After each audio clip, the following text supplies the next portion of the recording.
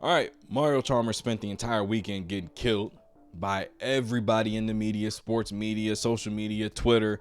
Everybody's been killing Mario Chalmers. Tristan Thompson was on a podcast with Draymond Green. We'll touch on that later. But I want to hear his comments in full to see where we starting from and where this came about and everything in between. So let's just hear what he had to say. A few moments later.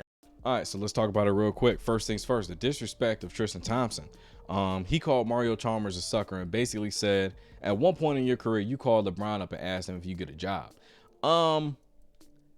When we look at Dwayne Wade, Chris Bosh, Udonis Haslem, Mario Chalmers, the guys from the Miami Heat, when you read down the history of basketball, the story of basketball, you're going to come across those guys' names.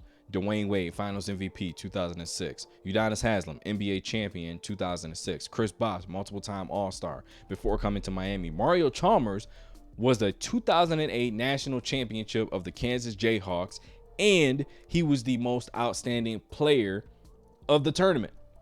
Mario Chalmers' name is going to come up when you read down the history of basketball, whether it's professional or collegiate. His name is going to come up.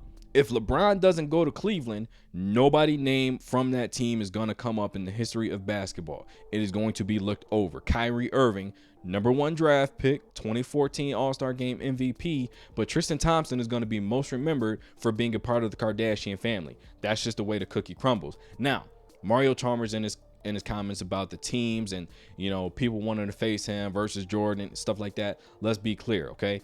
There's teams that thought they had a great chance of beating LeBron when they faced him.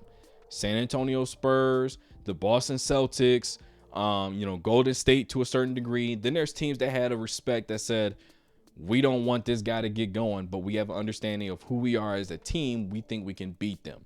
Indiana Pacers, the Chicago Bulls, the Detroit Pistons, the Orlando Magic. Now, there's teams that were actually terrified to face this man, like the Toronto Raptors. Welcome to LeBronto. We'll never forget that. And the Atlanta Hawks had a horrible track record against facing LeBron. There's allowed to be a certain time period where people say, okay, this is what LeBron was here. This is what LeBron was here. And then now we see what he is now. Okay, LeBron did have to grow throughout the entirety of his career. That first period that Chalmers is talking about where nobody really feared him because they had a sound game plan on how to beat him, make him take jump shots, make him play from the perimeter, which is what he did not want to do. He wanted to get downhill, make you feel his physical presence, get to the basket, get to the free throw line, knock down free throws. He was playing a strong physical game, and they could not always contend with that, so they made him shoot jump shots. That's how San Antonio beat him in 2007, and Boston was able to be successful against them. And then you had Orlando was able to be successful against them. There's reasons why those teams didn't fear him. They had good coaching, sound strategy on how to win those games. When he went to Miami, they lost to Dallas. Why?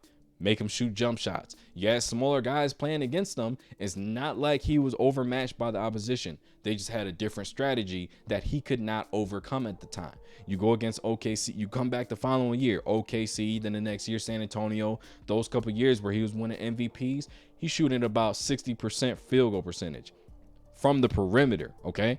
He's a perimeter player shooting that high of a percentage. He was getting to the basket. He was knocked down mid-range jump shots, and he expanded his game to the outside to hit the three at a higher clip. That's when the transition changed from being respect, but we can really beat this dude. We can handle everything he has to throw at us, but we can knock them out. Okay, now the fear comes in. Okay, the latter part of his career, he can shoot the three. He's a great passer. He can get to the mid-range. The fadeaway was absolutely phenomenal his last couple years in Cleveland.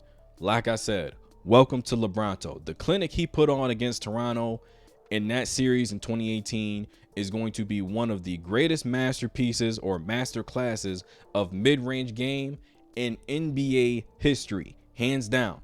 Probably, and I'm not even a LeBron fan like that, but that's probably going to go down as maybe one of my top 5 playoff series from a player that I might go back and watch over and over again. Like I said, it was a masterclass, but that's when the fear entered in. Now he knows he can pick teams apart this way. Now you take a step off, he can pull up consistently. Now if you play him too close, blow by, dunk, put your center on a poster. Now, what I don't understand is why we're not allowed to say these things. All right, there's a LeBron phantom, a LeBron protection, where people aren't allowed to say negative things, or even if this is considered negative, we're not supposed to say it. This is absolutely true that during that period, there was no fear of LeBron, but he evolved, and that fear is, okay, how do we stop him? Not, I'm shaking in my boots, unless you're the Atlanta Hawks and Toronto Raptors, like I just said.